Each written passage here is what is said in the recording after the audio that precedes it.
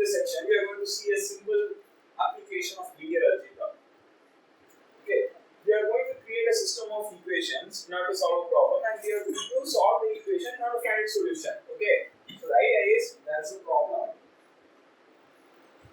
Okay, and in order to solve the problem, we are generating equations, generating a system of linear equations. Linear equations like, say, ax plus by is equal to c. Let's say a1x b1y is equal to c1, a2x plus b2y is equal to c2, like this. Okay, so here I'm just giving some example. We have two equations, and we are going to try to find the appropriate value of x and y, so that that's a solution for this system. Okay, so let's look into the problem. What problem we are going to handle in this direction? Okay.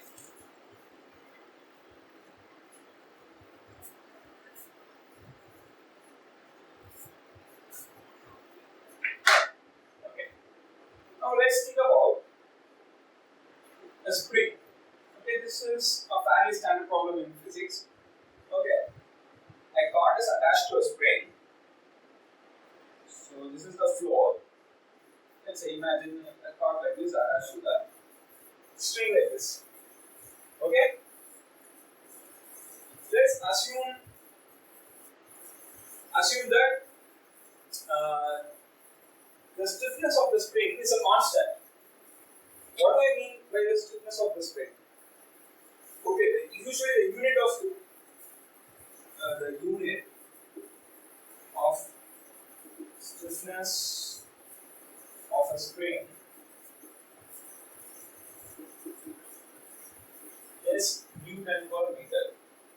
Okay, so Newton is the standard unit for force. Okay, so Newton per meter. So what does it actually mean? It actually means that the spring will exert a certain force on the cord if the cord is moved to some distance. Okay, for example, if the stiffness of the spring, let's say, is 5 Newton per meter, okay, if the cord is moved by 2 meter in this direction, okay, the string will get extended in this direction. So it will generate a force in the opposite direction. The cord is moved in this direction by applying some force on this cord. Okay, let's say some force. We don't know what that force is. We don't have to worry about that force. Some force if I apply some force on this cord, it is moved, say, 2 meter. Okay. So the actual idea is that the string will exert a force of 10 Newton in the opposite direction. Okay, so that is the idea of this force. So what do I mean by it is moved by 2 meters? You can imagine like I have to pin that cord and I drag it for 2 meters, and I release it, and I'm trying to measure what is the force that is exerted by the spring when I release it. Okay, so this is how the stiffness of the spring works in assumption, but in reality it might not be true. In reality, the stiffness of the spring, that is the restoring force of the spring, it may not be constant. Okay, for example, what will happen if you exert so much force that the spring breaks? There will be no restoring force. Okay, but you can also think of another condition. You are exerting so much force in this direction such that the car is jammed into the wall. Okay, the spring is get shut and the car is jammed into the wall. So, in our example, we are going to assume that such conditions do not occur. Even if it doesn't break, in reality, it might not be constant. Okay? It might move back. No. It might move back and forth, but we are only interested in we're talking about the restoring force the moment you release it.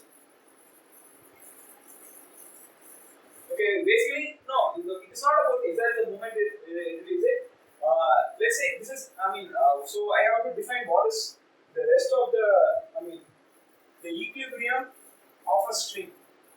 Okay. So if this system is in equilibrium, what do I mean by equilibrium? It means the part is in rest. Both the part and the spring, everything is in rest. Okay. There is no force. No force of anything in action. Okay. So the spring will not exert any force on this part. If the part is, let's say, 2 meters away from it will exert 10 Newton in this direction. If it is, say, 3 meters in this direction, if the cord is jammed 3 meters in this direction, the spring will exert a force of 15 Newton in this opposite direction. Okay. So that's how we are going to assume. So this is basic problem. In physics books, in standard textbooks, you can see this problem. Okay. The bearing spring constant will be studied in advanced courses. We are not going to do that here. So, okay. We are not interested in just solving a single cord and a spring. We are basically interested in thinking about a system like this. Let's see. We are interested in thinking about a system like this. You can imagine it. Multiple parts and multiple springs. Okay. So we are basically interested in systems like this. Okay, but not to solve things like this, we cannot just think about distance. Okay, we need much more sophisticated quantity, which is called displacement. Okay. Let's not worry about the final problem.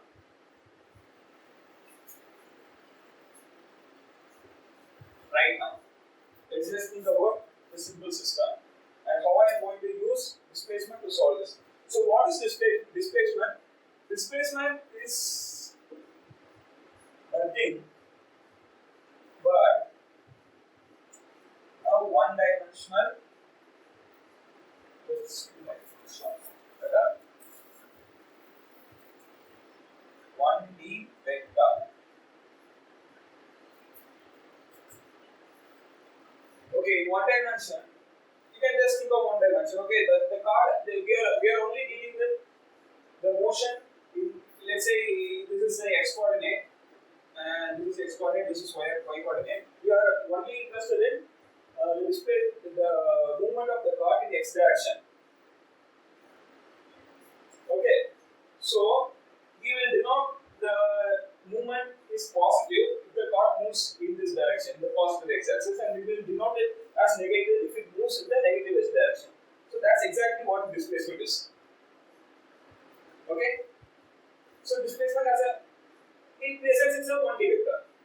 Okay, it can be either positive or negative. If it is positive, it means the card is moving in the positive x-axis, in the direction of positive x-axis. If it is negative, it's in the opposite direction.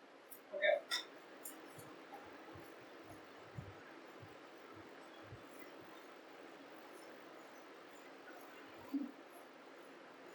Similarly, force is also a one-dimensional vector in our problem, because a force can be either applied in this direction or in this direction.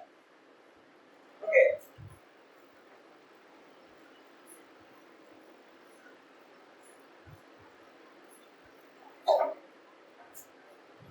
So, let's say some force F is applied to the card. Okay, and it's a 1D force which acts only in the direction of x-axis. Okay, so that restriction is there here. Okay, it is applied, just applied. We want to find the new equilibrium position. What do I mean by that? Listen here. If a force is applied, okay, the card it either moves in this direction or in this direction. Okay, but it only moves to a certain point. After a certain point, it moves in the opposite direction due to spring, due to the existence of the spring.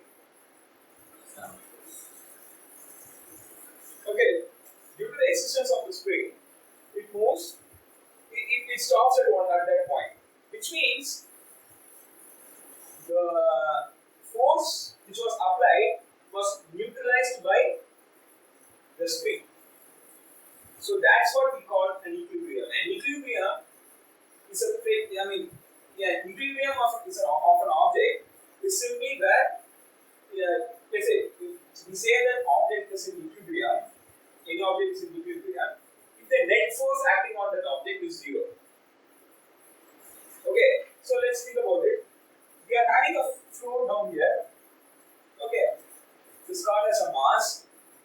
Okay, let's assume that no force is acting on it right now, because we are trying to understand what equilibrium is. Because that's what we are to solve. Okay. So this rod actually exerts some force due to its weight in this direction, but it is not moving anywhere. Okay, because whatever the force that the rod is applying in this direction, the flow is neutralizing that force. It is neutralizing the force means it is balancing the weight of the rod. Okay, so the net force acting on this rod right now is zero.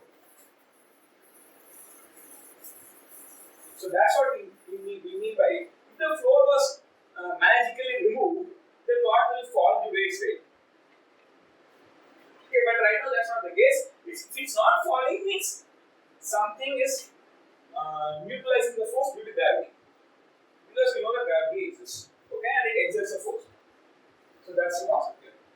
So that's the concept of equilibrium. Equilibrium is a point at which the object, the net force acting on the object is practically a zero vector. Okay, because a force can act in any direction. That's not only just to one dimension. In our problem, our aim is, our focus is just one D. Okay, so the net force is zero. Okay, so what do I mean by the equilibrium of the system? When a force is applied, this rod moves. Let's just imagine that it moves till this point. Okay, then it is going to move back. But when it reaches this point, the net velocity of the object is zero at this point.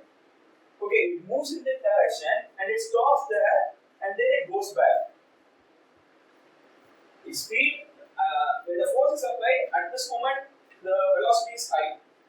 When it reaches its end, the velocity is getting dropped. Okay, so this is what we mean by equilibrium. I mean, equilibrium means at this point. So actually, what do I mean?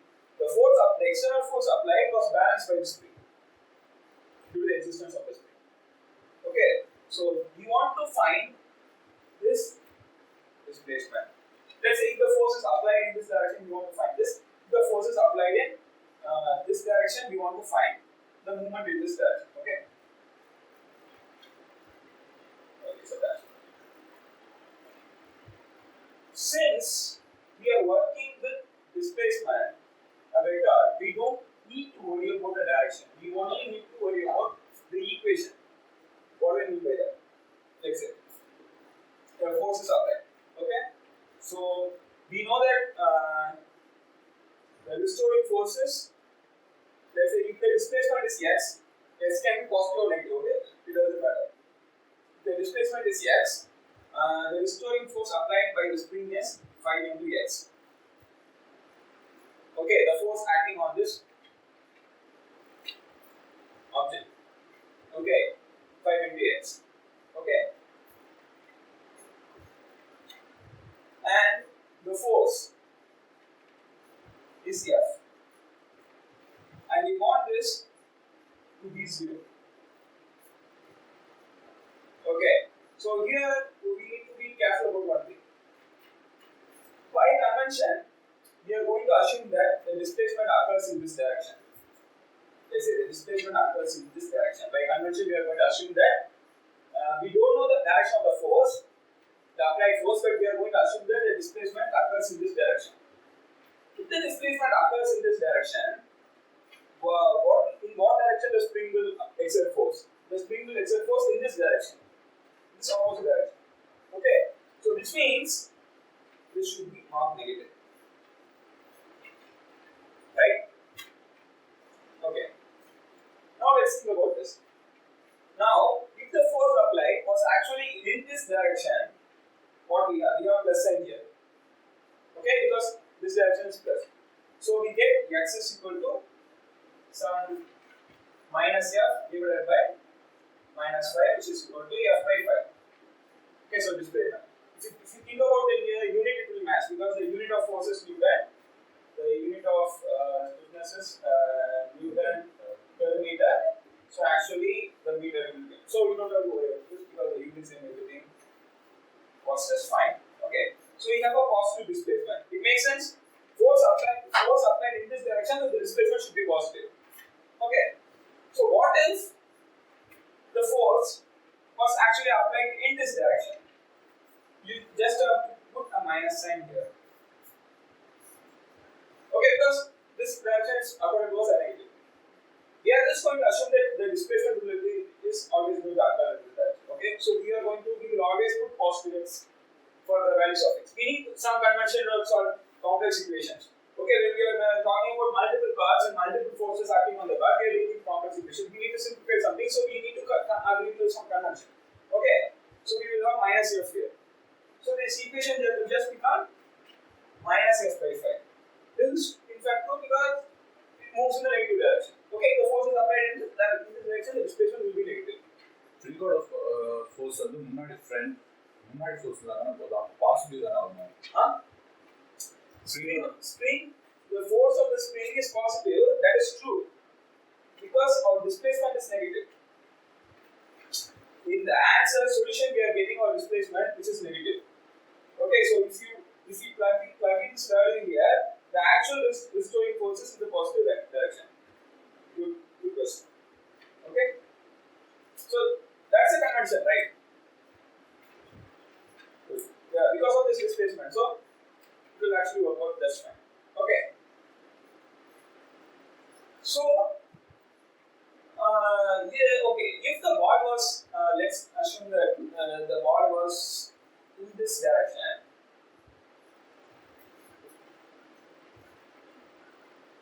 Okay, the similar reasoning will apply. Okay, here if the displacement is here in this direction, then we have to assume that the force is. It is the same reasoning, right? If the ball was here, if the displacement takes place here, the restoring force was in this direction. Similarly, in the same way, if the ball is in this side also, the displacement is in this direction, the restoring force will be in this direction. And vice versa. If the displacement is here, the restoring force will be here. So the same reasoning will apply for both cases. Okay. So let's move on to the complex problem.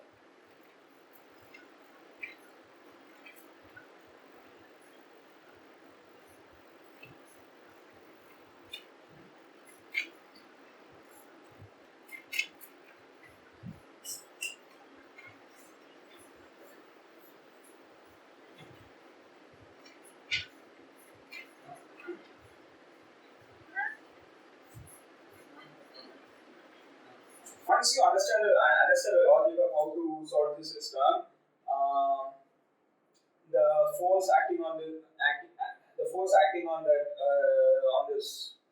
cord and the stiffness of the springs, those kind of things will not matter because your goal is to generate in the previous example we had a single equation, right? Yes. We had a single equation like some minus 5x plus f is equal to 0. This f is a constant that you know. Okay, so this is a linear equation. Okay, so linear equation with respect to one object we are getting. So here we are talking about the displacement of three objects. Okay, we need to find the displacement of the object 1 is be x1, car 2 will be x2, car 3 will be x3. Okay, so you will be getting three equations because we are going to study the equilibrium of three cars. For each, in order to solve the equilibrium for each car, we will get a corresponding linear equation. Okay, so for three cars, we get three linear equations. Okay, so in order how to do this alone, I will explain. Okay, so for simplicity of the equation, let's just assume that the stiffness of all the springs are 4 Newton per meter. Okay, and the force exerted on this cord is 1 Newton in this direction. Here 2 Newton in this direction. Here 3 Newton in this direction. Okay, it doesn't have to be. Okay, you can simply forget the force. You don't have to worry about the direction of the force at all. Actually, not solve the problem. Okay, you simply don't have to worry about the direction. Okay, for this also you don't have to worry about it. But let me just write it because you need to know that this is a constant. Okay, you can actually solve the problem. Otherwise, the equation might look a little bit complex and necessary not to understand. So let's say the force exerted on this car is F1. Here it is F2. Here it is F3. You don't have to worry about the direction of the force. Okay, just like that we have seen it already. Okay. So by our convention, we are going to assume that all the cards displacement are in this direction. This card is going to move here. This card is going to move here. I mean, okay. When solving the equation, if you get negative values for any card, it means that it actually moves in the opposite direction. So you don't have to worry about it. Okay, so we will always put minus for this. No, okay, let's see. So let's study about the equilibrium of cord 1. Okay, let's mark it 1, 2, 3. For cord 1. Okay.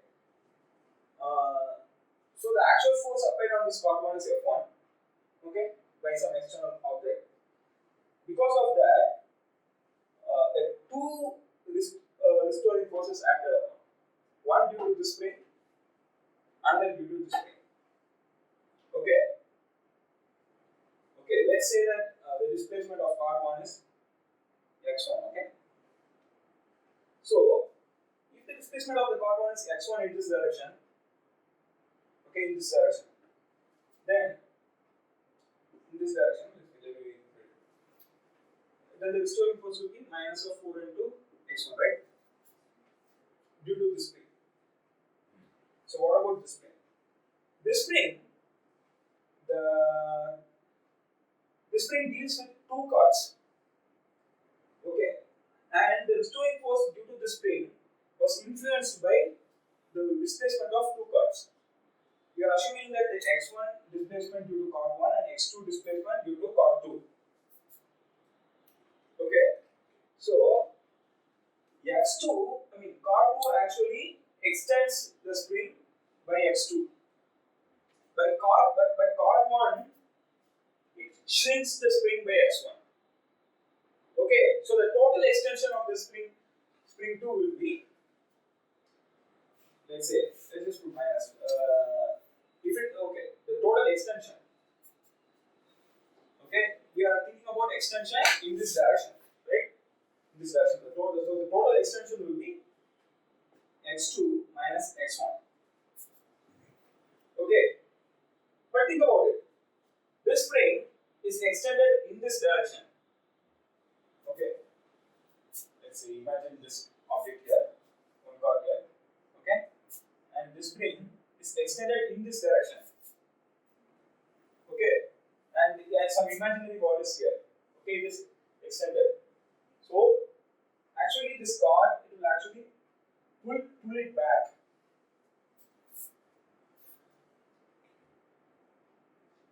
Okay, so the restoring force will be in this direction. Because as we saw here, with respect to the ball in this side, if the spring gets jammed, the restoring force is in the negative x-axis. If the spring here gets extended, the restoring force is in the positive x-axis.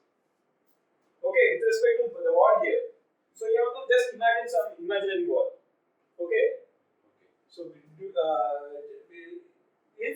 for the spring, if the for spring in the right hand side of the car, if it is extended, the restoring force will be in this direction. If it is jammed, the restoring force will be in the negative extent, exactly. Negative direction. Okay, whatever. So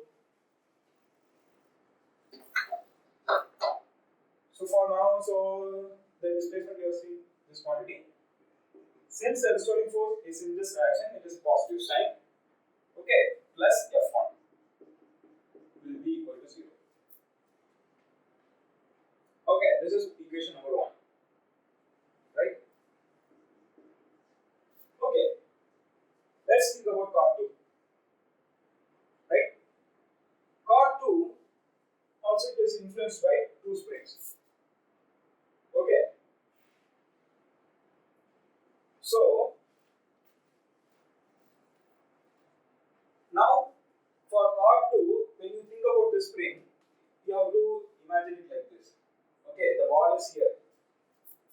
Right? For part 2. For part 2, the wall is here. Okay. So the displacement due to x2 for this string is in this direction, and the displacement due to cot 1 is x1, which is in this direction. So similarly, so the cot is extended in this direction by x2 minus x1. Okay, the cot 2 get extended in this direction by x2 minus x1. Since it is extended in this direction, the restoring force will be in this direction. Okay, so you have a minus sign, so minus 4. Okay, similarly you think about this spring.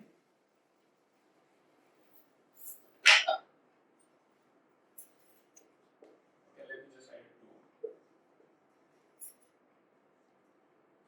Okay, the displacement due to 3 cot 3 is x3. It is in this direction, and the displacement due to cot 2 is x2. So the actual extension is x3 minus x2. Okay, we are thinking about cot getting extended. So here the wall is imaginary. I mean, this wall is not fixed like this one or this one. Okay, so basically we are imagining like the wall is getting moved, right? The wall is getting moved because we are thinking about the displacement due to cot 3 here, right? Cot 3, and so we are thinking about, so here it is stretched. So like we have already seen, since the spring in the right hand side of the cot is stretched, the restoring force will be in the positive x-axis, the direction of positive x-axis. So we will have a positive 4 into x3 minus x2 plus the actual applied force F2 is equal to 0. It should be equation 2. Okay.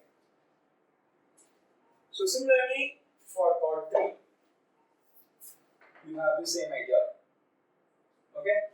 The extension due to for this spring will be x3 minus x2. But since the wall is here, your imaginary wall is here, let's just draw this one. So imaginary wall is here. This is getting extended. Okay, this is getting extended by this cot 3 and cot 2. So the restoring force is in the opposite direction. So you actually have a minus 4 into x3 minus x2. Similarly, plus when you talk about this spring, it is only affected by the displacement of cot 3, nothing else. Okay, so you can think like it is getting jammed and it is in the right hand side. So the restoring force is actually in this direction. Right? So you will have minus 4 into x3 plus f3 is equal to 0. This is equation number 3. Let me check if I have made any mistakes. So when you think about cot 3, this wall is getting extended, and the spring in the left is getting extended by x3 and x3 minus x2, the amount is. And since we are assuming the imaginary wall is in the left hand side, so the restoring force in the opposite direction, so the minus sign here. And since we have an actual ball here, and due to the movement, displacement in the direction, in this positive direction, the result will be negative. Okay, the restoring force will be in this direction. So you actually have a minus 4, minus 1. Okay. So you have 3 equations, and you can actually solve the 3 equations using Gaussian elimination very easily. Now, since we have seen this, you can think about, like, you don't have to worry about any constants here. Okay. You can say this one is due to A Newton per meter. The stiffness here it is B, here it is C. Okay, and you just change it in this equations. Okay, you will get an abstract equation. You can use it to solve any problem. Right? Okay, you just have to replace it like this, because you are only talking about the stiffness due to the second the restoring force on the second string. Spring. Spring. So this is spring number 2, B. Spring number 3, C. Spring number 2, B. Spring number 3, C. No, actually this is spring number 2, 3. Yeah, 2. 4 springs. 4. Oh, sorry, my bad. So C, so D. So I should have missed that 4 meters per meter here. So okay, so sorry. So this will be C. So this will be D. So you can solve any problem. Okay, given the assumptions that none of the spring gets broken or none of it is getting jammed against the wall. If the force applied or within that range, you can solve any equations in this problem. Okay. So this is introductory. This is actually a much more difficult problem. So in physics, you will see many applications. For example, solving the potential across a circuit, you apply Kirchhoff's law. When you apply Kirchhoff's law, also you will get the same linear equation, and then you have to solve it. Okay. So just basically you are applying the rules due to some assumptions in physics. Okay. The assumptions have experimental basis. So you apply a rule and you will get a system of equations, and then you solve the system of equations using Gaussian elimination. Okay? So that's it for today. Have a nice day, people.